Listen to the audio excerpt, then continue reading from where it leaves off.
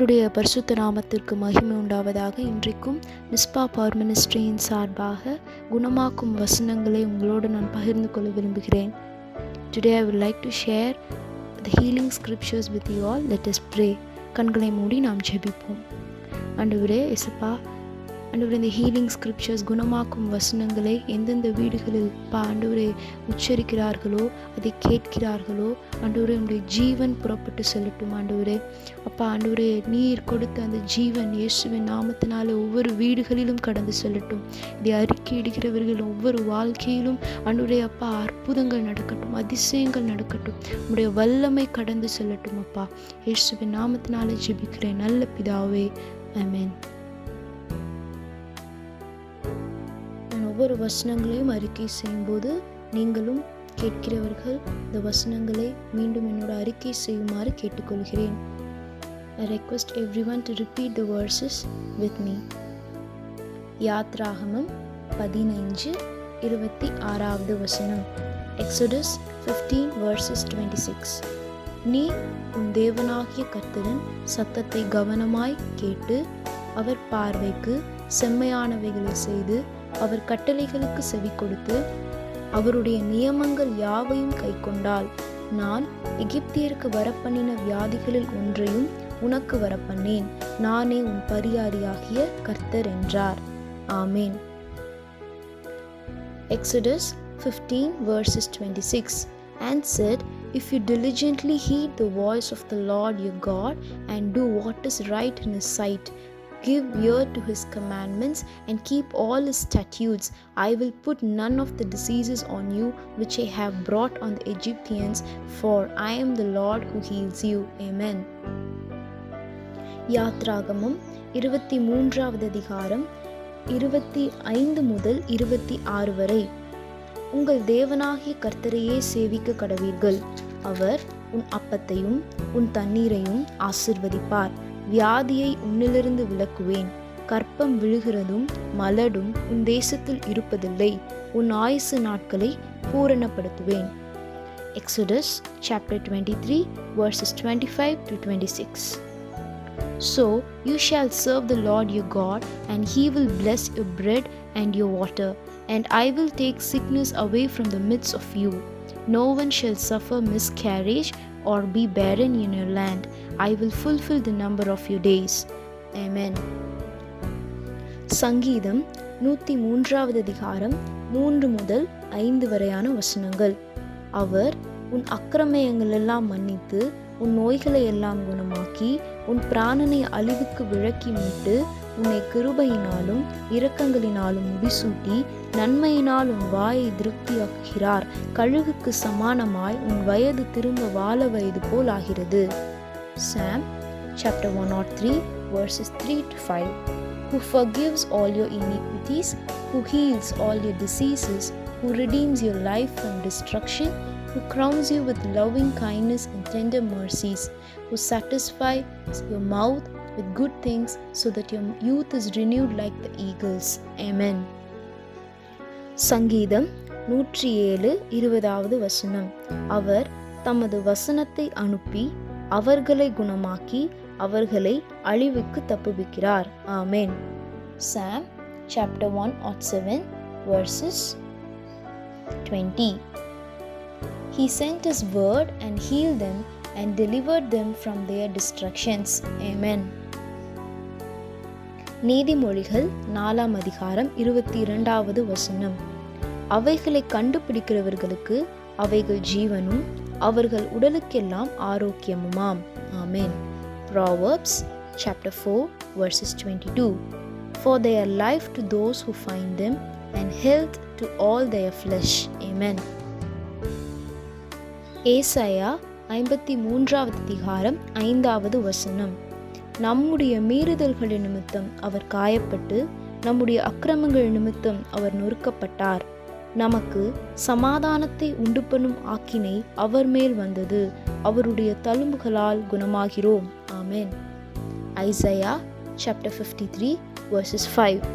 But he was wounded for our transgressions, he was bruised for our iniquities, The chastisement for our peace was upon him, and by his stripes we are healed. Amen.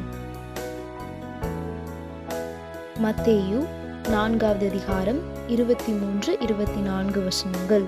பின்பு இயேசு கலிலேயா எங்கும் சுற்றி நடந்து அவர்களுடைய ஜெப ஆலயங்களில் உபதேசித்து ராஜ்யத்தின் சுவிசேஷத்தை பிரசங்கித்து ஜனங்களுக்கு உண்டாயிருந்த சகல வியாதிகளையும் சகல நோய்களையும் நீக்கி சொஸ்தமாக்கினார். அவருடைய கீர்த்தி சீரியா எங்கும் பிரசித்தமாயிற்று. அப்பொழுது பலவித வியாதிகளையும் வேதனைகளையும் அடைந்திருந்த சகல பிணியாளிகளையும் பிசாசு பிடித்தவர்களையும் சந்திர ரோகிகளையும் திமிர்வாதக்காரரையும் அவரிடத்தில் கொண்டு வந்தார்கள். அவர்களை சொஸ்தமாக்கினார். ஆமேன். Matthew chapter 5 verses 23 and 24.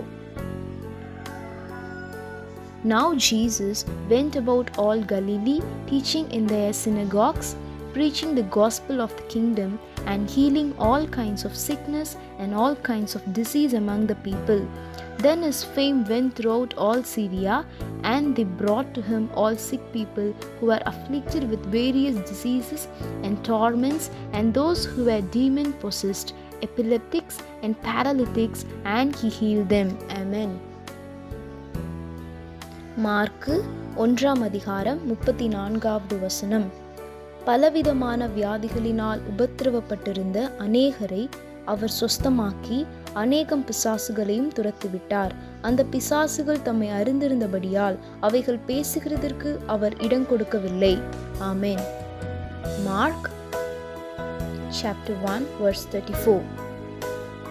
Then he healed many who were sick with various diseases and cast out many demons, and he did not allow the demons to speak because they knew him. Amen. அப்போஸ்தலர் 10ஆம் அதிகாரம் 38வது வசனம். நசரேயனாகிய இயேசுவை தேவன் பரிசுத்த ஆவியினாலும் வல்லமையினாலும் அபிஷேகம் பண்ணினார். தேவன் அவருடனே கூட இருந்தபடியினாலே அவர் நன்மை செய்கிறவராயும் பிசாசின் வல்லமையில் அகப்பட்ட யாவரையும் குணமாக்குகிறவராயும் சுற்றித் திரிந்தார். God anointed Jesus of Nazareth with the Holy Spirit and with power, who went about doing good and healing all who were oppressed by the devil, for God was with him. Amen. ரோமர் 8ஆம் அதிகாரம் 26வது வசனம். அந்தபடியே ஆவியானவரும் நமது பலவீனங்களில் நமக்கு உதவி செய்கிறார். நாம் ஏற்றபடி வேண்டிக்கொள்ள வேண்டியது இன்னதென்று அறியாமல் இருக்கிறபடியால் ஆவியானவர் தாமே வாக்குக்கடங்காத பெருமூச்சுகளோடு நமக்காக வேண்டுதல் செய்கிறார். ஆமென். Romans chapter 8 verse 26. Likewise, the Spirit also helps in our weaknesses, for we do not know what we should pray for as we ought, but the Spirit himself makes intercession for us with groanings which cannot be uttered. Amen. 2 கொரிந்தியர் 12ஆம் அதிகாரம் 9வது வசனம். அதற்கு அவர், என் கிருபை உனக்கு போதும், பலவீனத்திலே என் பலன் பூரணமாய் விளங்கும் என்றார். ஆமென். 2 Corinthians 12:9. And he said to me, my grace is sufficient for you, for my strength is made perfect in weakness. Amen. 1 பேதுரு 2ஆம் அதிகாரம் 24-25வது வசனங்கள். நாம் பாவங்களுக்கு செத்து நீதிக்கு பிழைத்திருக்கும்படிக்கு அவர் தாமே தமது சரீரத்திலே நம்முடைய பாவங்களை சிலுவையின் மேல் சுமந்தார். அவருடைய தழும்புகளால் குணமானீர்கள். சிதறுண்ட ஆடுகளைப் போல் இருந்தீர்கள், இப்பொழுதோ உங்கள் ஆத்துமாக்களுக்கு மேய்ப்பரும் கண்காணியுமானவரிடத்தில் திருப்பப்பட்டிருக்கிறீர்கள். ஆமென். 1 Peter chapter 2 verses 24-25. Who himself bore our sins in his own body on the tree, that we, having died to sins, might live for righteousness, by whose stripes you were healed. For you were like sheep going astray, but have now returned to the shepherd and overseer of our souls. Amen. இந்த தேவ வசனங்களை, குணமாக்கும் வசனங்களை நாம் வீட்டில் தொடர்ந்து அறிக்கை செய்ய வேண்டும். இதுவே பல வைரஸ், வியாதிகள், நோய்கள், வாதைகள், பொல்லாப்புகள் எல்லாவற்றிற்கும் மருந்தாக காணப்படுகிறது. இதுவே மருந்து. எனவே இதை நாம் தொடர்ந்து வீடுகளில் அறிக்கை செய்ய வேண்டும். தேவனுடைய நாமத்தை, இயேசுவின் நாமத்தை நாம் மகிமைப்படுத்த வேண்டும். கர்த்தர் தாமே உங்கள் அனைவரையும் ஆசீர்வதிப்பாராக. ஆமென்.